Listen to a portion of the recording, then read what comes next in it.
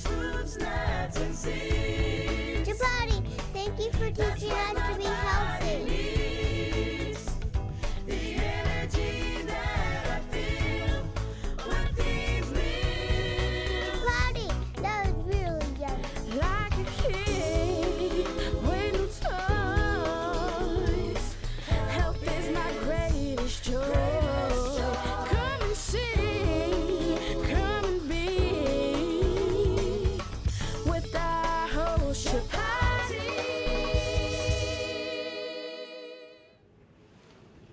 Hello and welcome to Food with Life. I'm your host Chapatti, and we're here at the Conscious Life Expo in Los Angeles, California, and we have a very revered guest here tonight.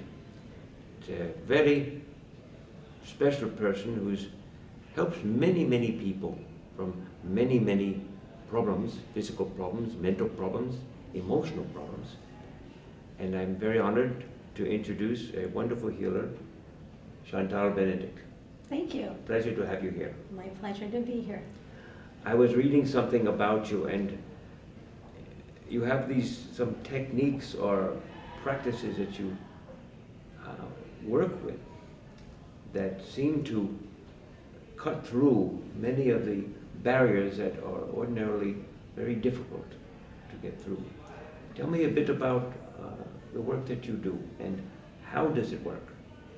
Well, the work I do is very much connected to the heart and the essence of who we are, connected to our source, our creator, our divine intelligence, the God essence of who we are. Whatever name you call it, it's always good. And I am very blessed to have been blessed with a gift where I am able to use that energy through me to recalibrate the skeletal system and return people to wellness. And the way that I do that is by not just addressing something that needs to be fixed. I work at the heart and soul level of what's going on in an individual.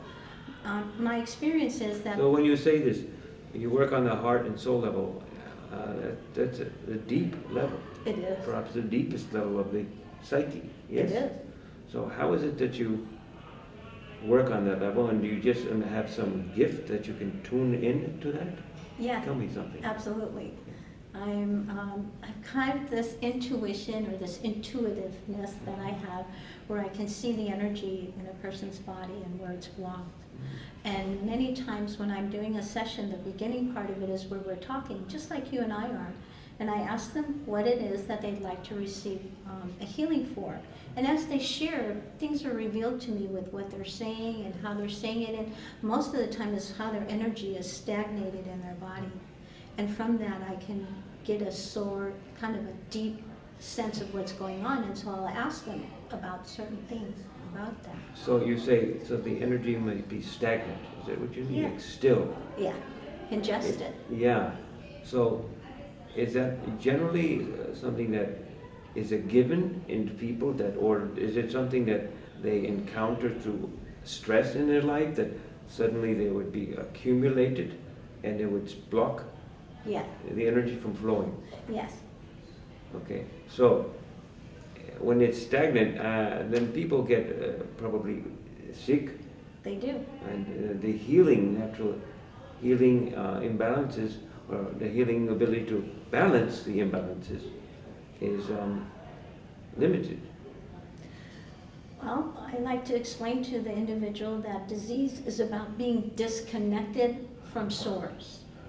And the reason, my own experience from going through my own return to wellness, the more we're disconnected from source, the more unpleasant things or stagnated energy happens. I believe that when you are stagnated or a lot is going on, sometimes the way I say it is God has a tendency to pull the wool out from underneath your feet, so you'll be still long enough to listen. Mm-hmm. When that happens, then you can be more in tune with what's going on in your own body and help it to get better or return it to wellness. So perhaps you have some difficulty, in which many people have, either a problem maybe with their digestion, a problem with the sugar, their blood system, or a problem with their Yes. limbs, or even cancer. Yeah. You know, when you have some particular difficulty, how do you particularly know what it is if the person comes to you and they're not aware? I tell you what though, it's a question I want you to tell me more about. I didn't realize it. I want to take a break because I know we have a lot to cover. So I'll be, in just a second, I want you to help me with that answer. Is that okay? Absolutely. Okay. I am your host, Chapatti. This is Food with Life. We'll see you very soon. Stay with us. We'll be right back.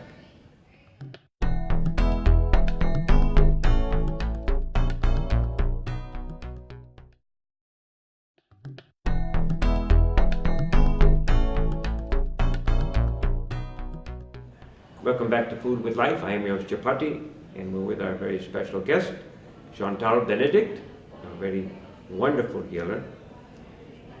We're talking a little bit about a particular illness, you know. And so perhaps I come to you and I did not know I have some problem, some physical problem, but I'm not feeling right. What do you do and how do you address a problem, and then how are you able to find what the ailment might be? If you were to come, let's say a situation such as that, generally we would spend the first part of the hour treatment or session having a dialogue just like we are right now. And in that time I would find out intuitively and with your revealing by asking you some questions. What are you eating? What happens when you eat certain foods? What are you doing? How are you, is there an emotional upset that's happening in your life? And I find that generally I am sometimes whispered information from the silence, and I will ask, did this happen to you when you were 7? Did something happen from the time you were 7 to 9? And they'll go, what do you mean? I said, well, I have a sense something emotional happened. Did you move? Or did did your family get a divorce? And they'll go, yes, how did you know that? I just intuitively picked up on it. And then after that happens, we dialogue about it. Then I have them get on the table, and as I'm working on them, my hands will sometimes feel what has happened to them. I had a girl who had a surgery, and I could feel the surgeons literally taking the tools to her spine when I was touching it. Or if an accident happened, car accident or something. So sometimes my hands and my intuition will pick up on something if the liver is hot or overheated. So that's really how it happens for me. I just have this gift or intuition. Gift. So it's intuition, that's the focal Yeah. point. My intuitive knowing. How can you, okay, in your ordinary life, for example, you have this gift of intuition. How do you know if your thought or inner experience is from the divine light, or might be something from your own psyche, That's some it. mental experience or some emotional thing you may have had? Absolutely, that's an excellent question. And the way I like to do my work is that I get out of the way. So I'm here to help you be the best you that you're here to be. And I'm not here to be the person that fixes everything for you and tells you what to do. My purpose is to be a way shower. I'm a way shower to your heart so that you can be connected to what your purpose is. Because the truth is, I don't really know. I'm not in charge of your life. I'm not living your life. I can only give tools of support. I can only give feedback or information. And then you have to be the person to work with that. And that's where I come in. I support you, help you, guide you through that process so that I'm always clear that I'm not attached to being right. I'm only giving the information. Is that something that happened? Is that something that you're connected to, or do you have any energy on that? And then if they do, it kind of reveals itself in the process. That's been my experience. So you give kind of a guidance, like a roadmap. Yeah, I'm a way shower. A way, sure. That's how I Way like it. A shower. way shower back to your heart. Back Show the way. show you the light. Yes, the way. yes, yes. Shine the light back inside you. Interesting. I know. I've learned a while ago. my wife is a heart practitioner, and I was very much in the head for many years doing meditation, and I was more in the head, and she was more in the heart. And she gave me a key, you know. She showed me a key to open up my door of my heart. Good. And it's a wonderful experience. I know I've been involving with a teaching meditation program for more than almost 40 years, and I didn't have this key. Mm. And she showed me the key, and my heart blossomed. But I want to talk more about this in 1 second. Will you stay with us? Okay. I am your host, Chapatti, with our wonderful guest, Chantal Benedict. Stay with us. We'll be right back.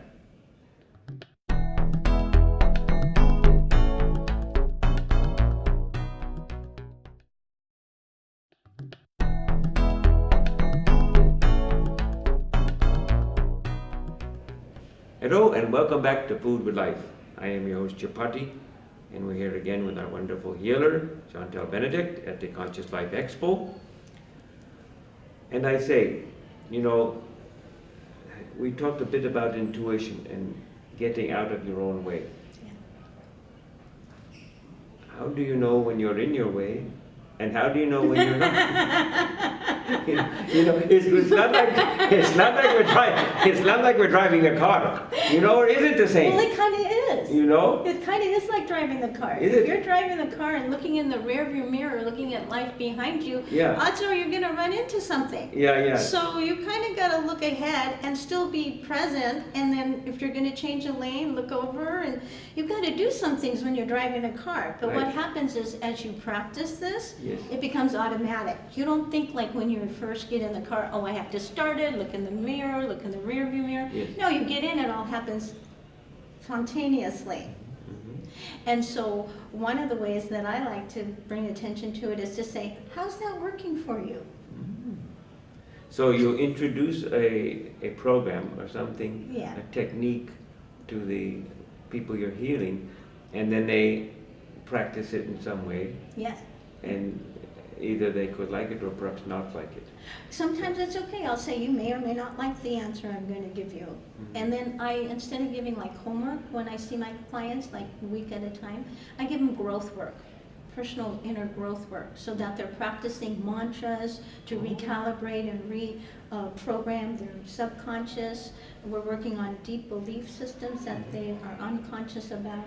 And then that thing with the heart, I notice a lot of people use their brain to tell their heart what to do, but that direction is the wrong Yes, direction. that's It's too grounding. This. So I find if I ask them to listen to their heart and then move the direction upwards to the brain, by the brain listening to the heart, what happens is like a computer. You know, you are going to have a program and you use the keys to help get you what you want. So use your brain to help your heart have what it's here to have or what it would like. Yes. Interesting, because I've been wrestling with this until I learned about the heart. And even now I'm still wrestling sometimes, you know? It's Yeah, not of an course. easy thing to just suddenly switch from the head to the heart. It's not something that you can, for me, not to do overnight. It's a practice. Yeah. It's, Yes. yeah, and you know, a lot of people, they always want to like, oh, I'm going to win the lottery and make $1 million. I'm like, could we just get the rent paid and then Right. move our way up to that? It's the Right. same with the heart. It's a practice, listening, learning, loving, and you know, like when you're driving a car and you're running into something, Yeah. odds are you won't be doing that again. Right. Yes, because I recall, I mean, you said you use something called mantras, Yeah. you know, and I imagine you have a special way or technique that the people, the way to use it. I know mantras are very sacred, holy words, and for individuals to use. So there must be very special techniques and processes to use them. It's a very simple process. It's not so much on a sacred past, what's the word you used? Sacred.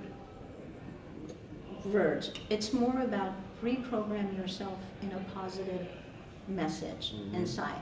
So when I was in a car accident, every time I get in the car, I'd get all nervous. I'm like, oh, something's going to happen to me. And so I said, oh, well, then that must mean I'm going to make something more happen that I don't want. So what do I want? I want to be safe. So when I get in the car, I go, I'm safe, I'm safe, I'm safe. That's a mantra. Yeah. It's short, it's direct, and it's to the point. So if you're nervous or scared about something, you want to be affirming in a positive word, in a positive way, what you want as the result, instead of what you're afraid of. Well, let me ask you though, if you do this on this conscious level, how can it go inside and to go within? Because the subtler and more quiet levels are deeper in the psyche, and the conscious level is more gross. So when you're talking on the level of speech, sort of in thinking, I want to go this, I want to go this, I want to go this, you're staying on a conscious level. You're not going deeper within. Understand what I'm saying? I do, but when you're in the car, you're not really thinking about how conscious you are. You're dealing with a human effect called I'm really scared. And so before we can get to the deeper level, we have to quiet that part of us that's scared. And so this is what it can do. It can bring you to that place where, oh, it's going to be okay. Now I can go deeper. Now I can connect to my heart energy. Oh, now I'm not so scared. That is another question, which is a whole story, which I think is a deep feeling that everybody has. It's the four-letter word, fear. Fear. You know? Yeah. And that is a big, as my understanding, it's a big difficulty. So we're going to talk about fear and how we can perhaps help fear leave our life. You know, it loves to stay there. It does. Okay? We'll be back. This is Food with Life with our wonderful guest, Chantal Benedict. Stay with us.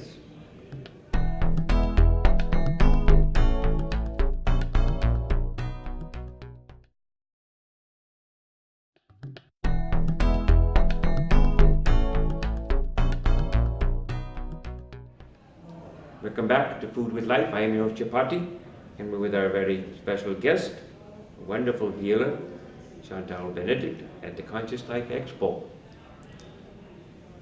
We were just talking about a dramatic word, as I've learned, and it is in everyone's life.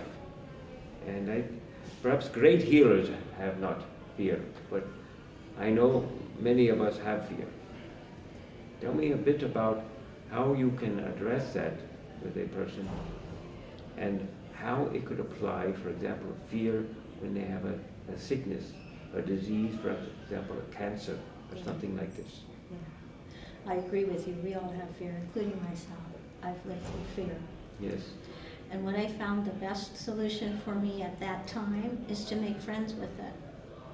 Because fear is when we're not feeling connected again to Source. We're visioning and telling ourselves things that are going to happen that may or may not even happen. And yes, when we have cancer, there's lots to be fearful about, the fear of losing our life.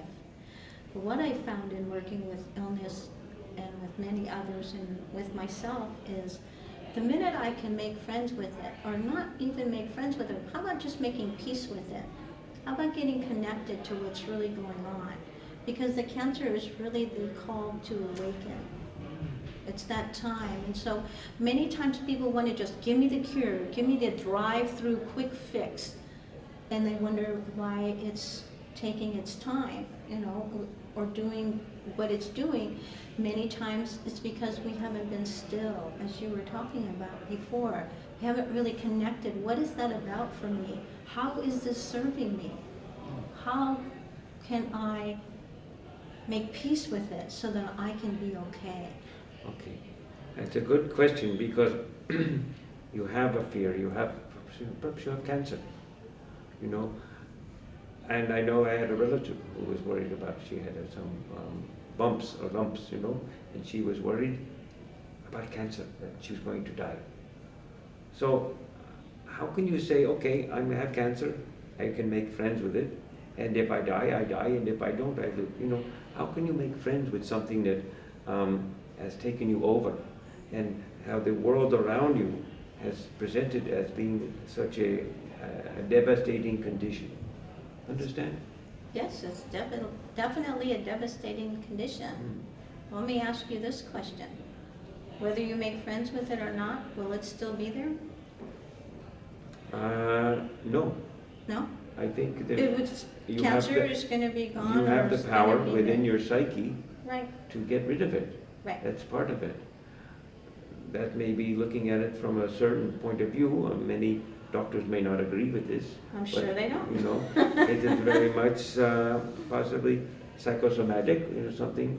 I would never say psychosomatic. Okay, but the psyche has ability to throw it out. No? What I'm saying is, rather than creating more separation from yourself with whatever is going on in your life, the first step to being okay is you have to get okay with what's going on. Accept it. You have to make peace with it, accept it. Because whatever your path is, whatever your way of treating is absolutely your divine choice. However, you still have to find that place where you can be okay deep inside of you. And then you'll be able to make better decisions. Then you can change from the condition. Then the condition can change. Again, it's a process. I know that the way that things are, people just want to go get it cut out or get rid of it. And sometimes that's the way to go. Every person is individually unique in their own ways. I understand more because I know one of the great healers I've heard speaking, they say the most important thing of life, of course, is love, but is accept things the way they are. You know? It's true. And you know, part of what I do with the healing work that I specialize in is I recalibrate scoliosis, broken noses, and broken faces. I do that by lightly touching it instead of moving their body, perhaps like a chiropractor would. And this is something that people are so unfamiliar with that it always takes them a while to maybe even allow it to happen.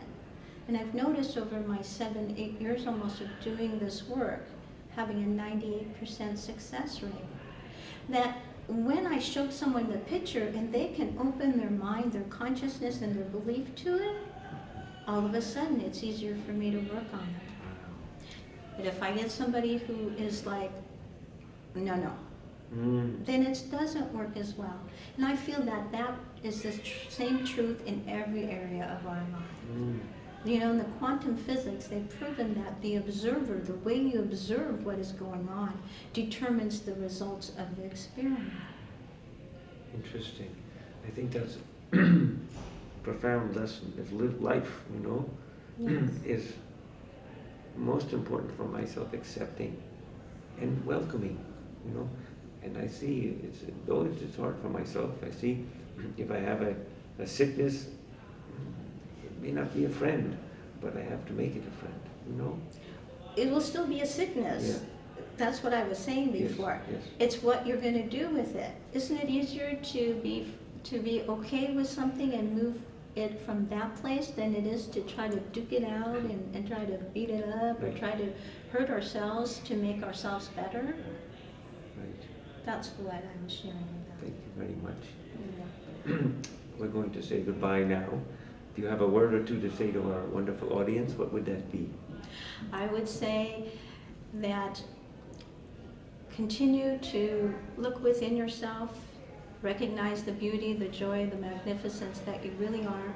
You were born whole, perfect, and complete, and your return to wellness is always there. It's already within you. Thank you so much. Thank you for having me. Thank you very much. Our honor. Our pleasure. My pleasure. I am your host, Chapatti. This is Food with Life. We hope you had a wonderful time watching. And this wonderful words of wisdom from our wonderful guest, Chantal Benedict. Thank you. Enjoy. Bye-bye.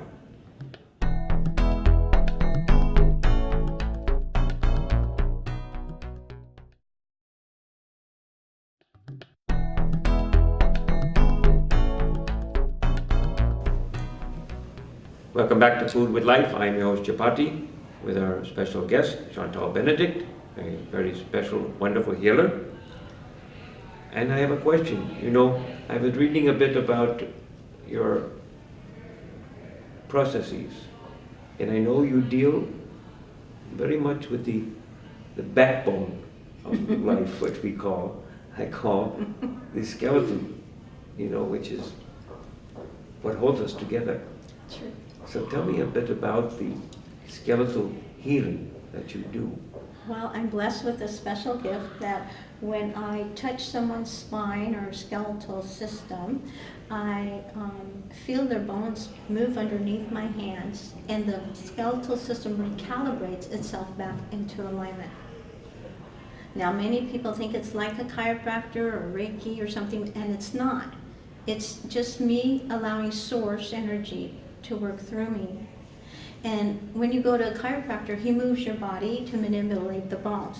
I just lightly touch them, and the bones move back into place for me. With So no effort. no effort. Now, the more I try, the less it works. The more I tune into source energy and get out of the way, the more the bones recalibrate. So someone with a broken nose, a broken face, herniated discs, scoliosis, hips, anything with regards to the spine or the skeletal system, I recalibrate in just a matter of minutes. Wow. It's remarkable that the skeletal system that I have, or someone, if you manipulate a certain way, what about their belief system or their psyche? Suppose they are rigid, holding on to things.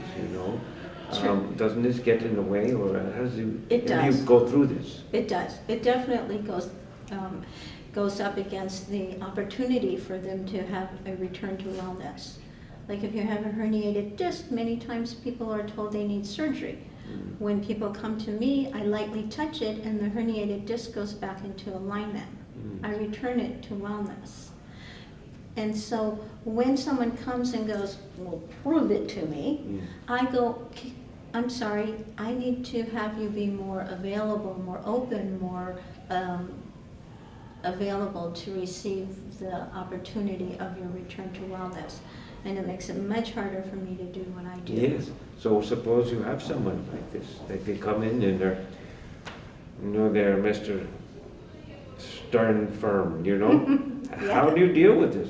Well, it's not uncommon for the wife or the girlfriend to send their husband or Yes. boyfriend, Oh. and he'll come limping in, and he has somewhere important he has to go to, so he'll try anything. So even though he's like, he'll go, I'll try anything. Yes. And I'll go, okay. And I'll work on him, and then I'll put his hips back, because that's what was wrong with him. And I go, now walk for me. And he goes, how'd you do that? How'd you do that? I go, doesn't matter, it's working. So many times I have to show them, and that's my experience. Is I can tell people about it all day, all week, all year long. If you experience it yourself, that's the best way to do anything, have the experience. So I started to take pictures. Again, I show them the pictures before I work on them if they haven't seen them, so that they can start to believe it, because it is happening. It does happen and continues to happen. So you give someone a carrot. It's my magic trick. I show them with their hips and they go, I put them back in for them. They're like, but it was this much off over here. I go, yes, now it's better, right? I sometimes when I was a young boy, we went to feed the horses and we give them some sugar. And the horse goes, oh, and it's like you're giving them a little something to their body to love. I'm recalibrating, I'm opening up their belief system by offering it to them, in a manner that they can digest it. Yeah. It's amazing when the people get involved and what you say, they let go. Yeah. They allow, the art of allowing. That's what making peace is about, the art of allowing. Yes. I think if we allow, if we as people in the world, as world citizens, open the door and just use that word allow, rather than to stop, or prevent, and trust. Trust is an important part, yes? It is. That we build our trust by listening to ourselves, by listening to what's being asked of us, and by building our trust by practicing trusting ourselves. Then we can trust others. Yes. Very wisdom, very much wisdom. I want to thank you very much. I trust what you're saying is wisdom. Thank you so much. It's true.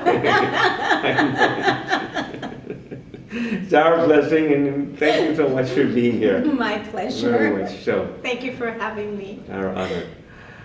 Thank you very much for watching Food with Life with our very special guest, Chantal and Benedict. This is the Conscious Life Expo. We hope to see you very much soon. Thank you, and enjoy, be happy, and trust. Bye-bye. Peace and blessings.